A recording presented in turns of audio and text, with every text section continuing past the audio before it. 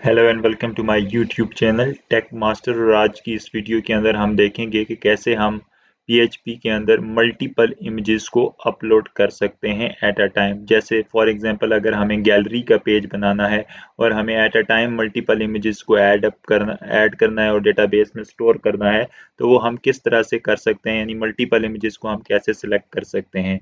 जो पेज आज हम पीएचपी के अंदर बनाने जा रहे हैं उसके बारे में मैं आपको पहले डेमो देता हूँ कि आज हम क्या चीज़ बनाने जाएंगे।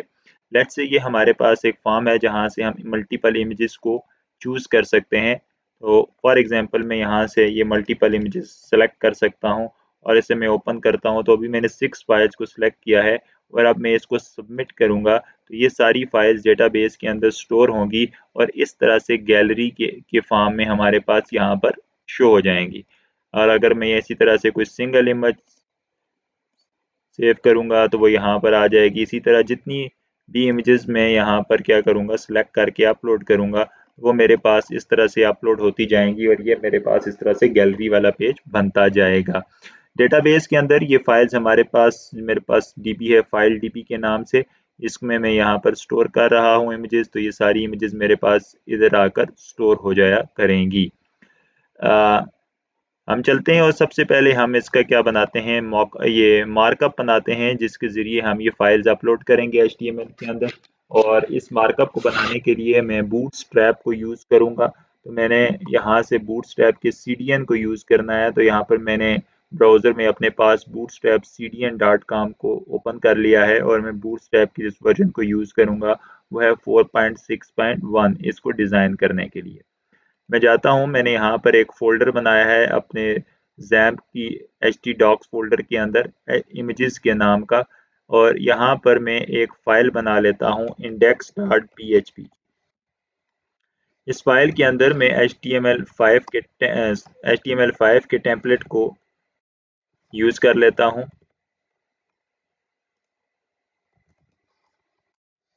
और यहाँ पर मल्टीपल इमेजेस को अपलोड करना चाहता हूँ, तो मैं यहाँ पर इस फाइल का नाम सिंपल इमेजेस रख लेता हूँ।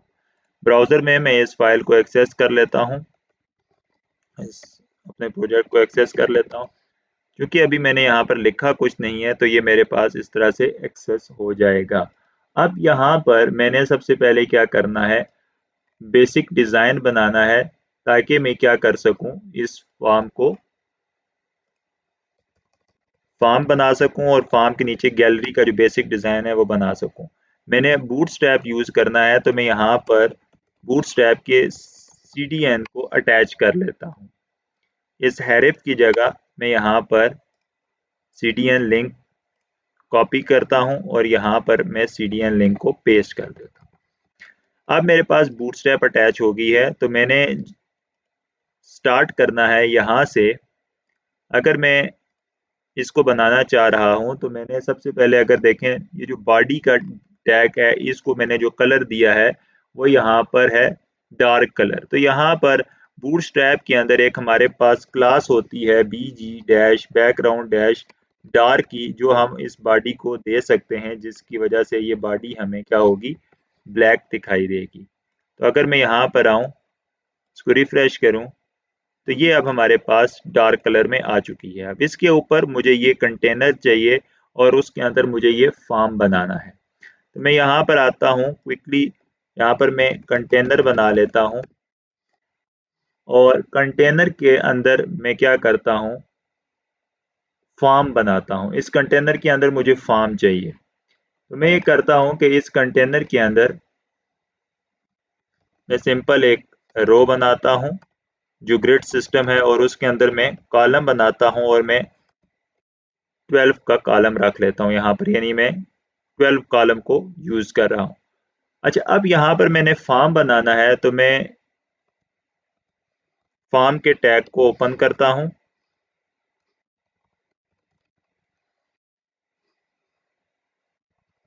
अगर हम कोड स्निपेट को यूज़ करना चाहते हैं तो ऐसे हम यूज़ कर लेते हैं। एक्शन में एम्प्टी रहने देता हूँ क्योंकि मैंने फॉर्म को इसी पेज पर सबमिट करना है। मेथड में पोस्ट यूज़ करता हूँ ताकि मेरे पास ये फॉर्म जो है, फॉर्म रिक्वेस्ट की बॉडी के अंदर जाए। ठीक है, फॉर्म बॉडी में सबमिट हो बजाय इसके क्यूरी स्ट्रिंग के अंदर सबमिट होने के। अब चूंकि इस फॉर्म के अंदर फाइल्स इन्वॉल्व हैं तो मैं यहाँ पर एनिक टाइप के एट्रीब्यूट को यूज करूंगा और इसमें मल्टी पार्ट फॉर्म डेटा इसकी वैल्यू को रखूंगा ताकि जब ये फॉर्म सबमिट होगा तो सर्वर साइड पर $_ फाइल्स वाले वेरिएबल में मुझे ये फाइल्स मिल जाया करेंगी। इसी तरह से मैं यहाँ पर अब इनपुट फील्ड बना लेता हूँ फॉर इमेजेस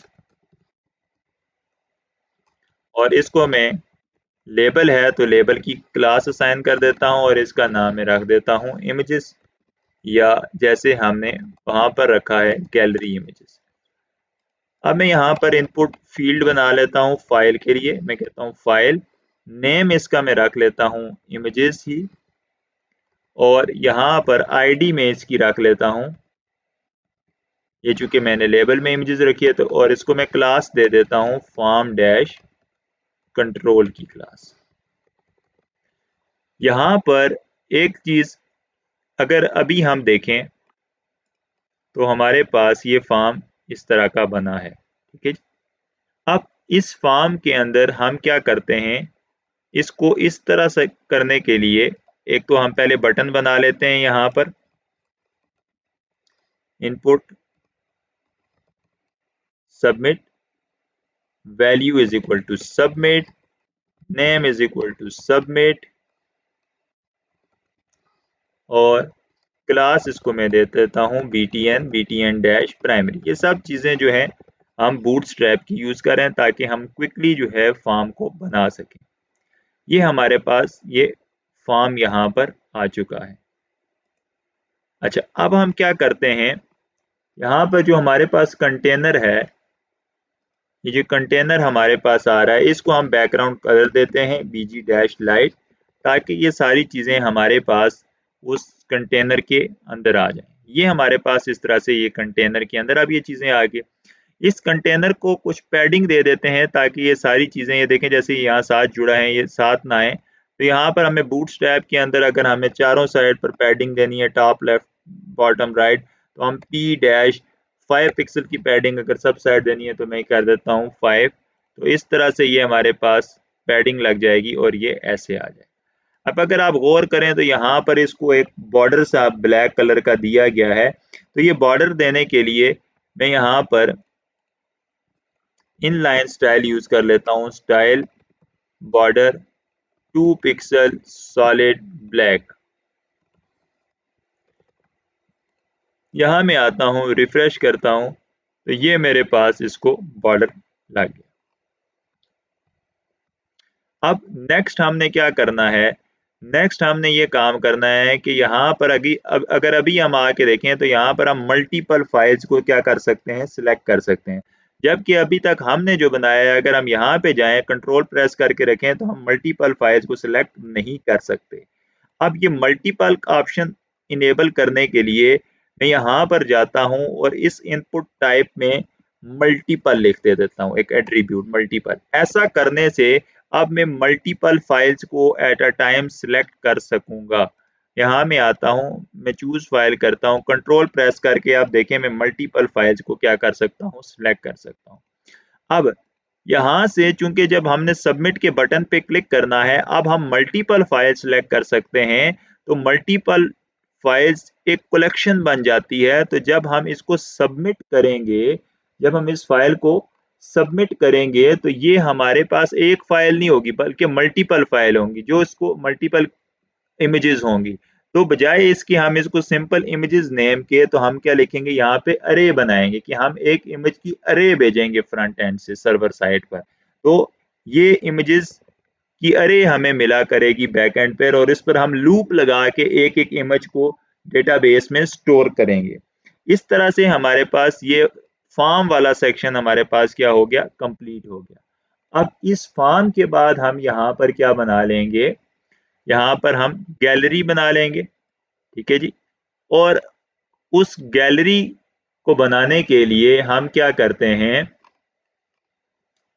जो हमारे पास गैलरी वाला सेक्शन है उसको बनाने के लिए हम यहाँ पर एक और कंटेनर बनाएंगे, कि इस कंटेनर से बाहर हम एक और कंटेनर बनाएंगे और उसको हम क्या करेंगे, इस डायरेक्ट बॉडी के अंदर यहाँ पर हम गैलरी को बनाया करेंगे। कि जी यहाँ जो हमारा होगा गैलरी वाला सेक्शन आएगा, इधर मैंने जो बना दिया वो हमारे पास फार्म वाला सेक्शन आएगा। पहले हम इमेजेस को ऐड अप करते हैं और फिर हम इस सेक्शन पर वापस आएंगे और हम उस गैलरी को बनाएंगे।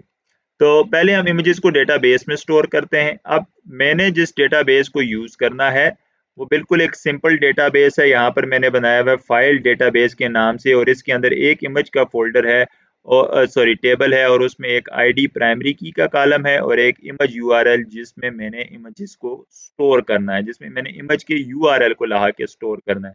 तो जो मेरे पास डेटाबेस का नाम है वो है फाइल डेटाबेस। अब ये डेटाबेस यहाँ पर यूज करने के लिए मैं यहाँ पर एक फाइल बना लेता हूँ config.php के नाम से और डेटाबेस को यहाँ पर कनेक्ट कर लेता हूँ। डेटाबेस को कनेक्ट करने के लिए हमें कुछ चीज़ों की ज़रूरत पड़ेगी और मैं यहाँ पर उनको वेरिएबल में स्टोर कर लेता हूँ। जैसे हमें होस्ट नेम की ज़रूरत पड़ेगी और हमारे केस में होस्ट नेम है लोकल होस्ट। इसी तरह से हमें डेटाबेस के नाम की ज़रूरत पड़ेगी जो कि हमारे केस में है फाइल डेटाबेस। आई थिंक यही नाम है हमारा फाइल डेटाबेस। फिर हमें यूज़र नेम की ज़रूरत पड़ेगी। तो यूज़र नेम हमारे पास है रूट, डिफ़ॉल्ट यूज़र है। इसी तरह डिफ़ॉल्ट जो पासवर्ड है हमारे पास वो है एम्प्टी। अब डेटाबेस के साथ कनेक्ट करने के लिए हम MySQLi की एपीआई को यूज़ करते हैं और इसके मेथड कनेक्ट को यूज़ करते हैं। इसको जो सबसे पहला पैरामीटर चाहिए वो चाहिए होस्ट नेम, दूसरा पैरामीटर इसको चाहिए यूज़र नेम, तीसरा पैरामीटर इसको चाहिए पासवर्ड और चौथा पैरामीटर चाहिए डेटाबेस का नाम। अब ये हमें क्या बना के देगा, डेटाबेस का कनेक्शन बना के देगा। उस कनेक्शन को हम स्टोर कर लेते हैं कान के वेरिएबल के अंदर। अब यहाँ पर हम चेक करते हैं कि आया वो कनेक्शन बना है या नहीं बना। अगर वो कनेक्शन नहीं बना, क्या इफ इज नॉट डॉलर कान, यानी अगर कनेक्शन एस्टेब्लिश ना हुआ किसी वजह से तो हम यहीं पर सब कुछ खत्म करेंगे और यहीं पर एरर दिखा देंगे। हम कहेंगे कनेक्शन एरर और जो भी एरर हमें मिलेगा उसको हम यहाँ पर कनकेटिनेट कर देंगे। तो कनेक्शन एरर को कनेक्शन के दौरान गेट करने के लिए हम जिस मेथड को यूज करते हैं वो है कनेक्ट अंडरस्कोर एरर। इसी तरह से अगर ये कनेक्शन सक्सेसफुली एस्टेब्लिश हो गया तो जस्ट इसको चेक करने के लिए कि ये एस्टेब्लिश हुआ है या नहीं, मैं यहाँ पर एक मैसेज प्रिंट कर देता हूँ कनेक्शन एस्टेब्लिश सक्सेसफुली। अब ये काम तो हमने कर दिया। अब हमने इस फाइल के अंदर इस फॉर्म को हमने क्या करना है, सर्वर साइड पर जो है सबमिट करना है और फिर इसको क्या करना है, डेटाबेस में स्टोर करना है। अब ये फॉर्म सर्वर साइड पर सबमिट करने के लिए हम यहाँ पर PHP का कोड लिखते हैं। यहाँ पर मैं आ जाता हूँ, मैं कहता हूँ PHP, इसको टैग को मैं ओपन कर लेता हूँ और यहाँ पर अब हम ये करते हैं, क्योंकि हमने डेटाबेस की फाइल को यूज करना है तो मैं यहाँ रिक्वायर अंडरस्कोर वंस हम उस फाइल को इंक्लूड कर लेते हैं। तो हमने फाइल का नाम रखा था PHP जिसमें हमने डेटाबेस का कनेक्शन बनाया था। अब हम चेक करते हैं आया हमारे पास कनेक्शन एस्टेब्लिश हुआ है या नहीं। तो जब मैंने रिफ्रेश किया तो कनेक्शन एस्टेब्लिश्ड हमारे पास लिखा हुआ आ गया। इसका मतलब है कि हमारा डेटाबेस के साथ कनेक्शन बन चुका है। अब मैं ये करता हूँ, मुझे चूंकि इस मैसेज की ज़रूरत नहीं है बार बार, तो मैं इस एल्स को यहाँ से हटा देता हूँ क्योंकि वो जस्ट मैंने चेक करने के लिए लिखा था कि कनेक्शन बना है या नहीं बना। अब हमें पता है वो कनेक्शन बन गया, अगर नहीं बनेगा तो एरर आ जाएगा। अब हमने क्या करना है, जब ये फॉर्म सबमिट होगा तो ये हमें पता है चूंकि फॉर्म हम पोस्ट मेथड के जरिए सबमिट करते हैं और जब भी हम सर्वर साइड से किसी फॉर्म को सबमिट करते हैं तो हमारे पास फ्रंट एंड से जब हम किसी फॉर्म को सबमिट करते हैं तो हमारे पास सर्वर साइड पर वो फॉर्म हमें, चूंकि पोस्ट के जरिए सबमिट कर रहे हैं तो हमें super global variable dollar underscore post में सारा प्लेन डेटा मिल जाएगा। अब चूंकि हमने इस फॉर्म को सबमिट किया होगा, सबमिट के बटन पर क्लिक करने पर तो हम यहाँ पर सिंपली चेक कर लेंगे कि आया ये फॉर्म सबमिट के बटन पर क्लिक होने पर सबमिट हुआ है या नहीं। तो उस चीज को चेक करने के लिए हम यहाँ पर इस सुपर ग्लोबल वेरिएबल जो कि एसोसिएटिव अरे होगी उसमें की सबमिट को चेक करेंगे कि आया ये की सेट हुई है या नहीं हुई। अगर ये की सेट हुई है इसका मतलब है कि फॉर्म सबमिट के बटन पर क्लिक होने पर ही यहाँ पर आया है। तो हम यहाँ पर क्या करेंगे, अब हमें यहाँ पर इमेजेस की अरे आया करेगी, यानी यहाँ पर हमारे पास मल्टीपल इमेजेस आया करेंगी। तो अगर यहाँ पर अभी मैं इको करा लूँ यानी प्रिंट कराऊं कि हमें क्या मिल रहा है, तो मैं करता हूँ print underscore R dollar underscore files of, तो हमारे पास यहाँ पर नाम है इमेजेस। तो मैं इमेजेस को अगर यहाँ पर प्रिंट मैंने कराया है तो मैं यहाँ पर इको करा लेता हूँ ताकि बेटर वे में मेरे पास इको प्री फॉर्मेटेड फॉर्म में, ताकि मेरे पास बेटर वे में ये क्या हो जाए,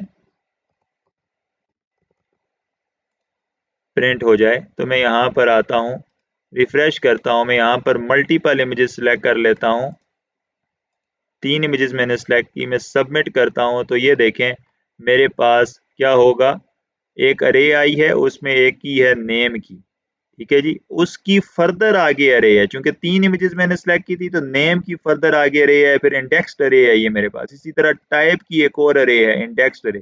इसका मतलब ये अगर पहली इमेज का मैंने नाम गेट करना है तो मुझे यहाँ पर किस तरह से गेट करना पड़ेगा। अभी तक मैंने कोड लिखा है dollar underscore files of images, और अगर मुझे फर्दर जाना है पहली इमेज का नाम गेट करना है तो मैंने क्या करना होगा, नेम ऑफ जीरो, ठीक है, डॉलर नेम फिर डॉलर जीरो लिखूंगा तो पहली इमेज का नाम आ जाएगा। तो अच्छा, अब इस चीज को मैं यहाँ पर क्योंकि मेरे पास मल्टीपल इमेजेस होंगी तो मैं यहाँ पर क्या कर लेता हूँ, लूप लगा लेता हूँ। मैं कहता हूँ फॉर लूप मैंने लगाना है, कहता हूँ for variable dollar I is equal to zero, I is less than जितनी इमेजेस यूजर ने अपलोड की हैं, तो उसका काउंट गेट करने के लिए मैं काउंट के मेथड को यूज करता हूँ। मैं कहता हूँ जितनी इमेजेस यूजर ने अपलोड की हैं वो आ गई इमेजेस अरे में, और मुझे क्या चाहिए, जितने भी उसके नाम हैं, मैं नाम पे क्या करता हूँ, लगाता हूँ कि जितने नाम हैं उतनी बार ये लूप चले। अभी देखो कितने नाम है, 3 नाम है, तो जितने नाम की काउंट होगा उतनी बार ये लूप चलेगा। अभी 3 इमेजेस अपलोड हुई तो 3 दफा ये लूप चलेगा, और हम एक एक करके हर इमेज को क्या करेंगे, स्टोर करते जाएंगे, ठीक है जी। अब हमने कहा हर बार पहली पहली बार चलेगा तो पहली इमेज आएगी, फिर चलेगा दूसरी इमेज आएगी, तो हम क्या करते हैं यहाँ पर पहले पहली इमेज का नाम गेट कर लेते हैं। हम कहते हैं file name is equal to dollar underscore files of images, ये अरे आ गई, और पहली उसका नाम आ गया यहाँ पर। अब नाम किसका गेट करना है, पहले का नाम गेट करना है, तो यहाँ पर हम लिखेंगे डॉलर आई, तो ये हमें मिलेगा जो इमेजेस में जो नेम की अरे है उसमें जो इंडेक्स 0 पे इमेज है उसका नाम मिल जाएगा, यानी हमें यहाँ पर क्या मिलेगा ये। फिर दूसरी बार हमें ये, तीसरी बार ये, 1 बाय 1 हमें यहाँ पर क्या मिलेगा, जब जब लूप चलेगा तो हमें एक एक करके नाम मिलता जाएगा। इसी तरह से temporary location,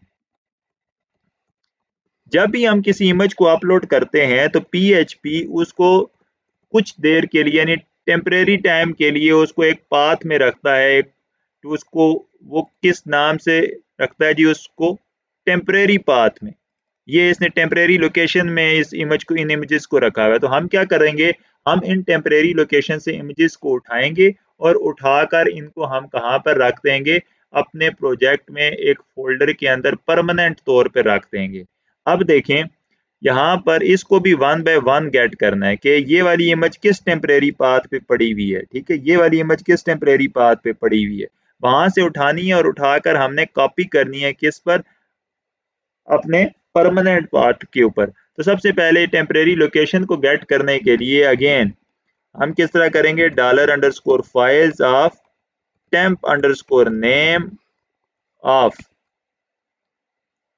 sorry, dollar underscore file of images,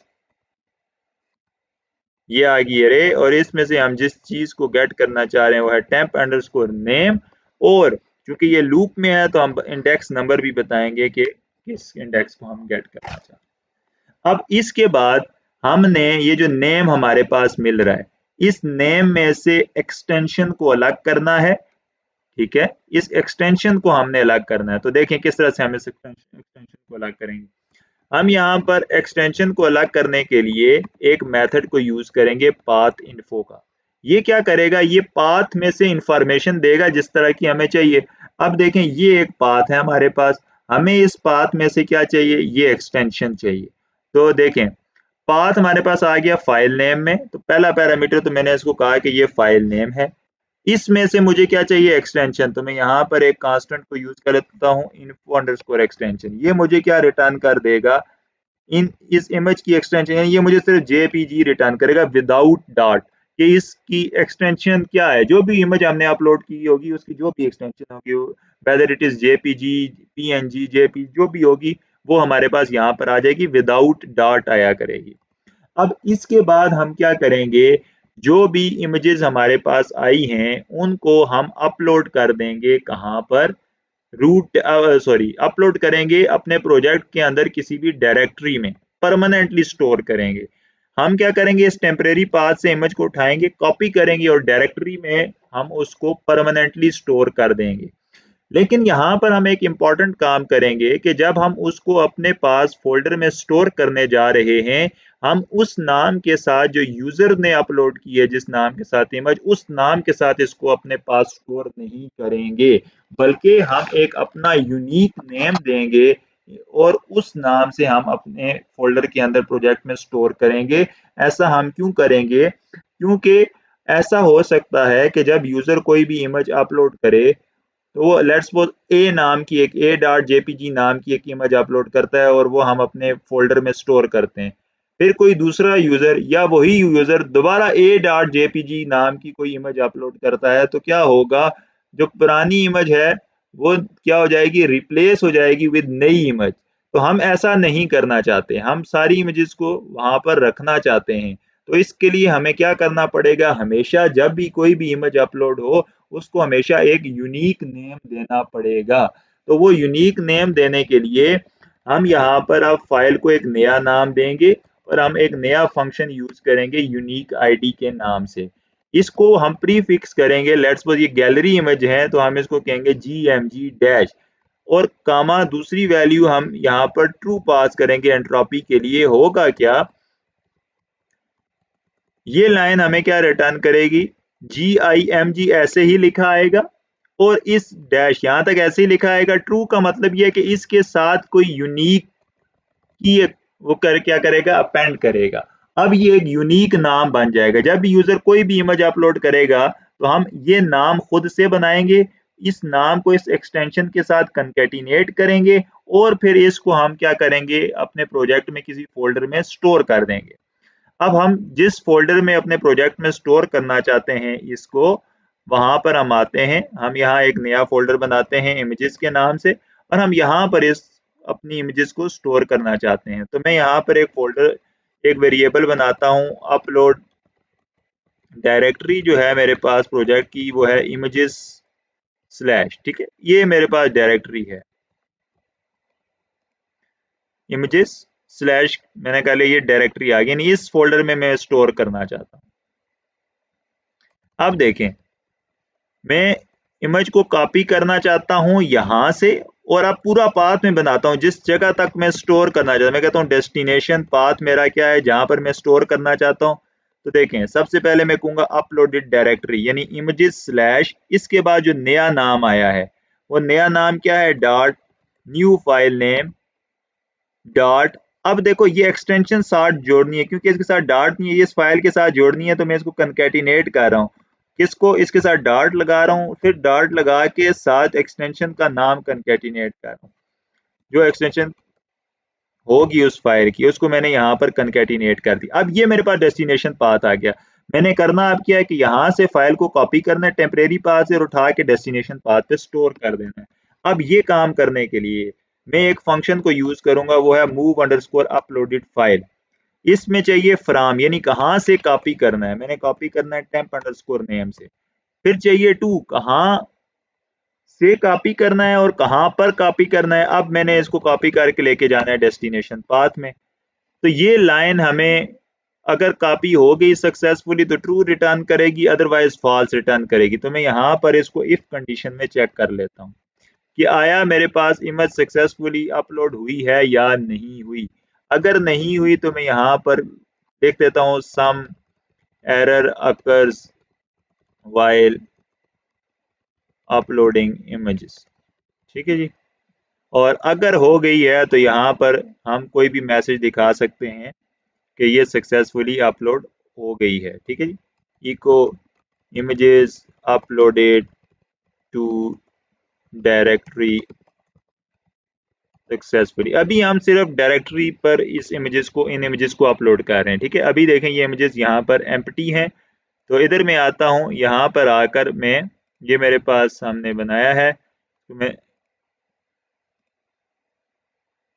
refresh करता हूँ। अब मैं यहाँ पर आता हूँ, मैं यहाँ पर मल्टीपल इमेजेस सिलेक्ट करता हूँ, ओपन करता हूँ, सबमिट करता हूँ। Images uploaded to the directory successfully. जितनी इमेजेस हमने अपलोड की थी उस हिसाब से हमारे पास ये मैसेजेस आ रहे हैं कि ये आर इमेज 1 बाय 1 अपलोड हुई, तो वो सक्सेसफुली अपलोड होगी। तो देखें यहाँ पर हमारे पास अगर हम इमेजेस फोल्डर में जाएं तो ये देखें ये यूनिक की के साथ हमारे पास ये इमेजेस सारी की सारी यहाँ पर आ चुकी हैं।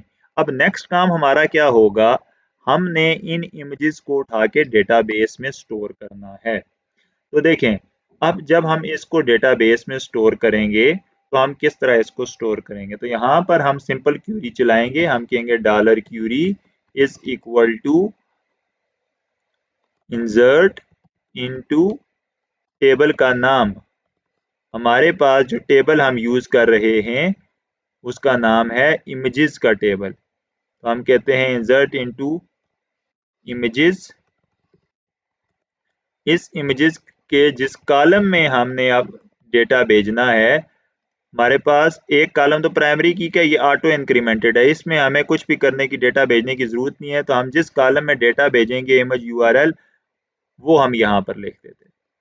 और इसमें वैल्यूज, क्या वैल्यू इसमें हम भेजेंगे, इसमें हम भेजेंगे जो भी हमारा डेस्टिनेशन पाथ होगा, यानी जहां पर हमने फोल्डर में स्टोर किया है वो पाथ हम डीबी में जाके इसको रख देंगे। इसके बाद अब हम इस क्यूरी को रन करेंगे, माई सीक्वल आई अंडरस्कोर क्यूरी, और हम इसको रन करते हैं। और इसको दो चीजें चाहिए, एक चाहिए कनेक्शन और दूसरी चीज इसको चाहिए क्यूरी। और यहाँ पर इसको हम स्टोर कर देते हैं इसमें रिजल्ट के वेरिएबल में। ये हमें बूल रिटर्न कर देगा कि आया ये सक्सेसफुली अपलोड हो गया या सॉरी सक्सेसफुली क्यूरी रन हुई या नहीं हुई, यानी वो रिकॉर्ड ऐड हुआ है या नहीं। अगर हो गया है तो हम यहाँ पर मैसेज दिखा देंगे कि ये सक्सेसफुली अपलोड हो गया है। फॉर एग्जांपल मैं यहाँ पर करता हूँ echo image saved to DB successfully. अभी ये जितनी दफ़ा हम अपलोड करेंगे उतनी दफ़ा ये मैसेज आएगा, इसलिए मैं यहाँ साथ में BRB कर लेता हूँ ताकि हर बार ये नेक्स्ट लाइन में आए। बाद में मैं अभी इसको सेट करते हैं कि ये हमने किस तरह से दिखाना है।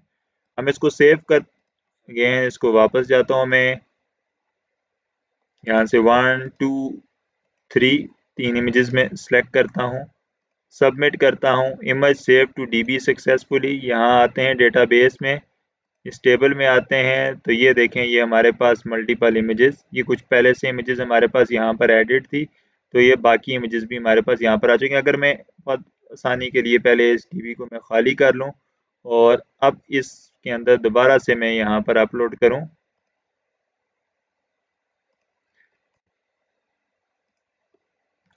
देखें जी यहाँ पर हम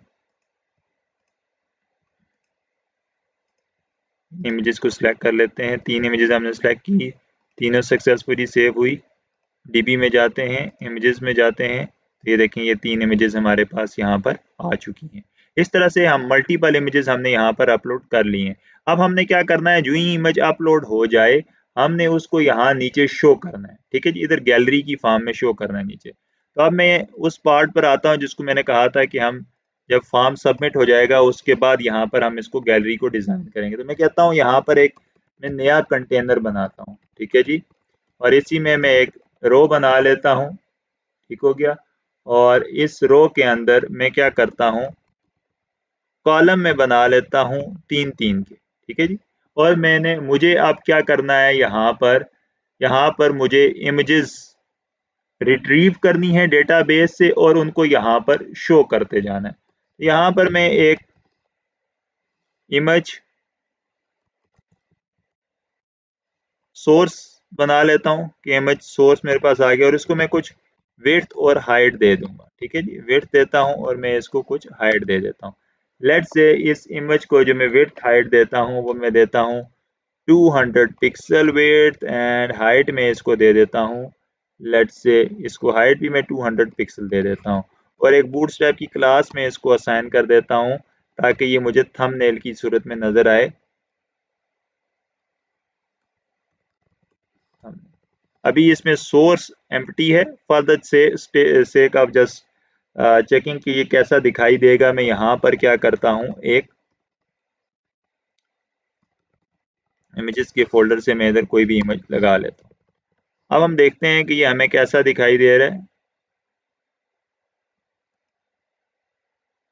तो ये देखें, ये अभी हमारे पास इस तरह से ये इमेज उठ के आ रही है। तो इसको थोड़ा सा दूर करने के लिए इस कंटेनर को, ऊपर वाले कंटेनर से मैं यहाँ पर क्या करता हूँ, इसको मार्जिन टॉप दे देता हूँ, इस वाले कंटेनर को।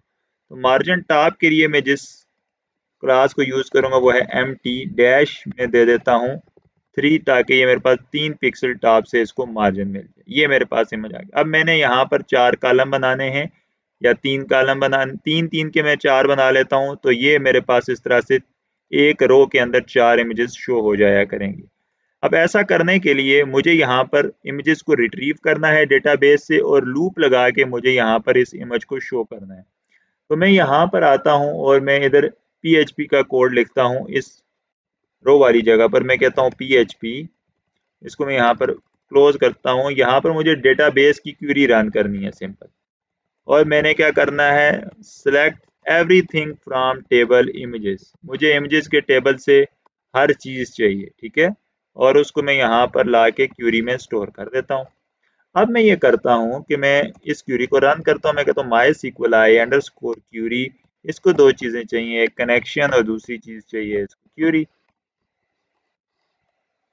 और यहाँ पर हम जब ये क्वेरी रन होगी तो ये हमें कुछ रोज रिटर्न करेगी डेटाबेस की, और वो मैंने किस में स्टोर कर ली, रिजल्ट में स्टोर कर ली।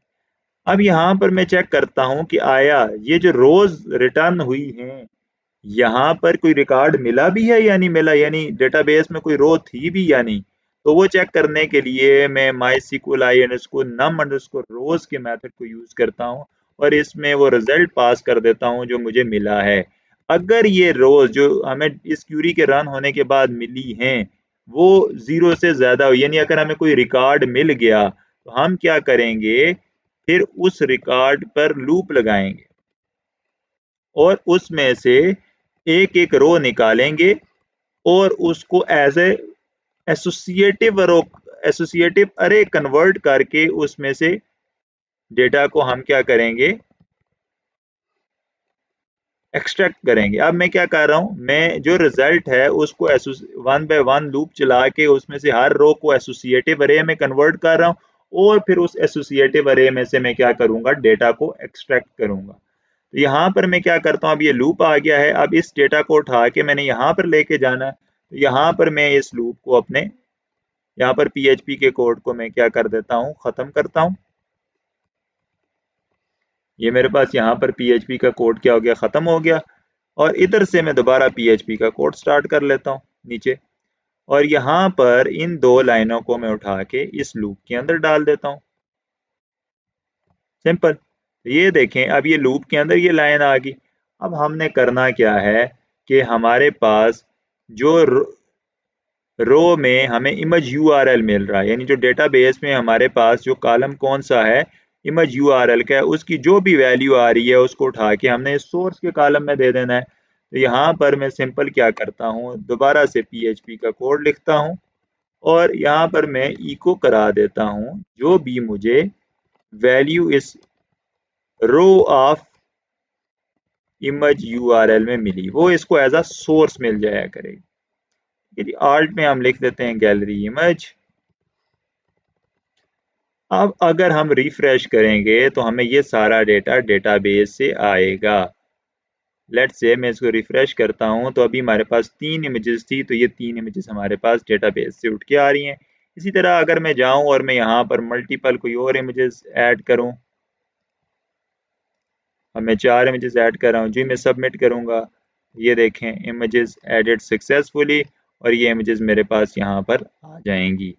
इसी तरह अभी देखें यहाँ पर मैसेजेस आ रहे हैं बार बार, हमें इन मैसेजेस की जरूरत नहीं, क्योंकि जो ही इमेज अपलोड होंगी वो ऑटोमेटिकली यहाँ नीचे पेज पर आ जाएंगी। तो यहाँ पर मैं जाता हूँ जहाँ पर हम ये मैसेज दिखा रहे हैं, तो यहाँ पर मैसेज को हमने देखें हम तब दिखा रहे हैं जब सक्सेसफुली ऐड हो जाती है। अगर मैं इसका रिवर्स कर दूं कि अगर नहीं ऐड हुई तो मैं यहाँ पर क्या दिखाऊंगा, एरर दिखाऊंगा। और वो एरर मैं किधर से लाऊंगा, जो भी एरर मेरे पास आया डेटाबेस में MySQLi_, एरर इसको दो, इसको चाहिए कनेक्शन, कि इस कनेक्शन में जो भी एरर उस टाइम आएगा वो हम दिखाएंगे। तो अब अगर मैं यहाँ दोबारा जाता हूँ, ठीक है जी, अब मैं यहाँ पर कोई भी फाइल सिलेक्ट करता हूँ, लेट्स से मैं यहाँ पर ये इमेजेस सिलेक्ट की मैंने, सबमिट की, तो ये देखें उसी टाइम पर ये इमेजेस यहाँ पर क्या होगी, अपलोड होगी। इस तरह से हमारे पास क्या होगा, ये सारी की सारी इमेजेस यहाँ पर ऐसे आ जाएंगी। तो इस तरह से हम क्या कर सकते हैं, मल्टीपल इमेजेस ऐड कर सकते हैं और उनको अपलोड कर सकते हैं, डेटाबेस में स्टोर कर सकते हैं और वापस ऐसे रिट्रीव करके हम अपने पेज पे दिखा सकते हैं।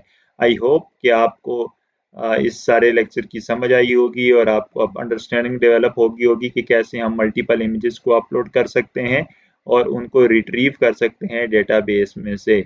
अगर अभी भी आपको कोई कंफ्यूजन है या आपके कोई क्वेश्चंस हैं तो ज़रूर उसको कमेंट सेक्शन के अंदर लिखिए। मैं जितना जल्दी हो सकेगा और जितना डिटेल हो सकेगा उसका आंसर करने की कोशिश करूँगा। Thank you very much.